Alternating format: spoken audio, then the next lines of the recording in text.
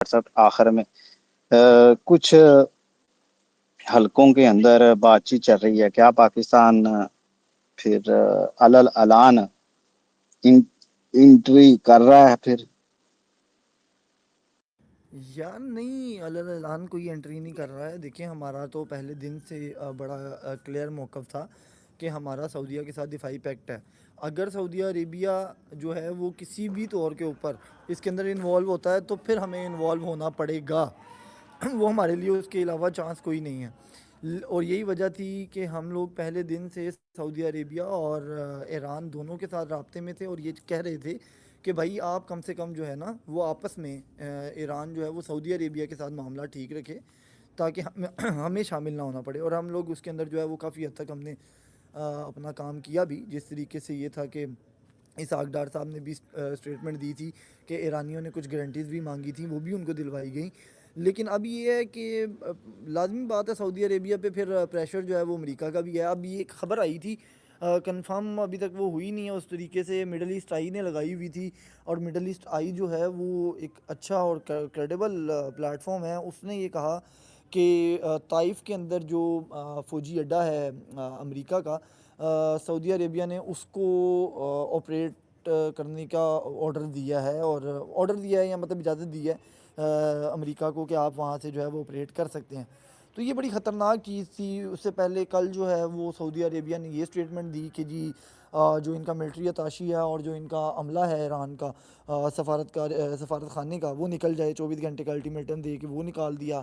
फिर ये कह दिया कि जनाब ये हमारा शराकत दार नहीं है और आप कशीदगी का जवाब कशीदगी से देंगे। उसके बाद आपका ताइफ के अंदर जो है वो अमरीकी बेस को ऑपरेट करने का कहना। सो ये सारी चीज़ें बड़ी ख़तरनाक हैं।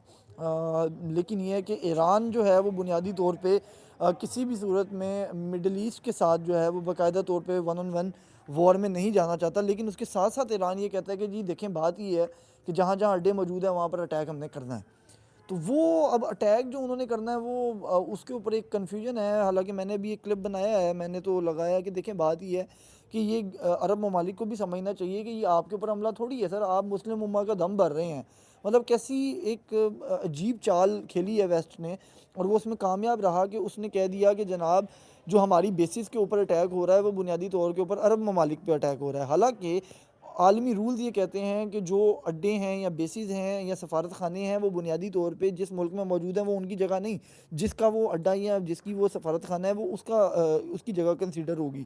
तो अगर ईरान वहाँ पर हमला कर रहा है तो वो सऊदीया या यूएई पे नहीं कर रहा है, वो बल्कि अमेरिका और इसराइल पे कर रहा है। लेकिन अरब ममालिक ने उसको अपने ऊपर लिया, और अब जो ये सूरत हाल बनाने में वो कामयाब रहे कि ईरान जो है वो गल्फ़ के ऊपर अटैक कर रहा है। अब गल्फ़ अगर इस लेवल पे आता है फ़ाइट करने के ऊपर, दो ही ममालिक हैं, दो से तीन ममालिक हैं जो कि रिटेलिएट कर सकते हैं गल्फ़ में। एक यूएई तो नहीं कर सकता, कतर कर सकता है, सऊदीया कर सकता है, और बहरीन कर सकता है किसी हद तक। बहरीन भी इसलिए कर सकता है कि वहाँ पर अमेरिकन जो हैं वो बड़े ओपनली ऑपरेट करते हैं, तो वो बहरीन नहीं होगा, वो बाकायदा तौर पे अमेरिका होगा। लेकिन अगर अरब ममालिक की बात की जाए तो कतर और सऊदी अरेबिया हैं जो कि रिटेलिएट कर सकते हैं, और वो कह रहे हैं कि हम करेंगे। कतर की तो उस तरह की स्टेटमेंट कोई इतनी हार्ड कोर नहीं आई है, लेकिन सऊदी अरेबिया की आई है। अब सऊदी अरेबिया ही सबसे ख़तरनाक चीज़ है, चूँकि सऊदी अरेबिया के साथ पाकिस्तान का पैक्ट है। यही वजह थी कि गुज़िश्ता तकरीबन 3 हफ्ते के दौरान ईरान से जो है वो कम से कम 4 स्टेटमेंट्स उनके ऑफिशियल्स की जानिब से आई। उनके वज़ीर ख़ारजा की तरफ से भी आई, उनके जो नए सुप्रीम लीडर बने हैं मुश्तबा खामनई, उनकी तरफ से भी आई कि जी हम पाकिस्तान का शुक्रिया अदा करते हैं, पाकिस्तान बेहतरीन जा रहा है। वो चाह रहे हैं कि पाकिस्तान किसी भी सूरत जो है वो इस कॉन्फ्लिक्ट में शामिल ना हो। और ईरान की पाकिस्तान से बहुत अच्छे ताल्लुकात हैं, और बड़े ज़बरदस्त किस्म के टाई अप और रवाबित जो हैं वो चल रहे हैं। लेकिन अनफॉर्चुनेटली हमने ईरान को बड़ा कैटेगोरिकल कहा था कि देखें, अगर सऊदी अरेबिया आएगा तो हमारे पास कोई ऑप्शन नहीं है। हाँ, अब इसके अंदर सिर्फ एक ही चीज़ है, वो है चीन। चीन जो है वो बेसिकली थोड़ा सा ईरान से इसलिए नाराज़ है कि आज से तकरीबन 12-15 साल पहले चीन ने जो है वो सालसी करवाई थी ईरान में और सऊदी अरेबिया में, एक पैक्ट करवाया था, मुआहदा करवाया था इनके जो सफारती ताल्लुकात हैं उनके हवाले से। लेकिन अब चीन इसलिए नाराज़ है कि यार ईरान जो है वो जो अटैक कर रहा है वो बुनियादी तौर पे तो ये कह रहा है कि मैं बेसिस पे कर रहा हूँ, लेकिन वो अटैक बहुत सी सिविलियन जगहों पे भी गिर रहे हैं, और ये रियलिटी है। देखें, ईरान को इसके ऊपर तो हम भी कहते हैं कि ईरान गलत करता है कि बाज़ का देखें यूएई के अंदर आपने आम बिल्डिंग्स को भी निशाना बनाया, आम जगहों को भी, एयरपोर्ट्स को भी निशाना बनाया। लेकिन ईरान कहता है कि जी मैंने ओमान और सऊदी अरेबिया में अटैक नहीं किए हैं। जिस तरीके से अभी हाल ही में आपने देखा कि खबर आई कि जो अमेरिका और बरतानिया का इकट्ठा फौजी अड्डा था, वहाँ पर अटैक किया गया और 3800 किलोमीटर दूर बनता है वो रेंज।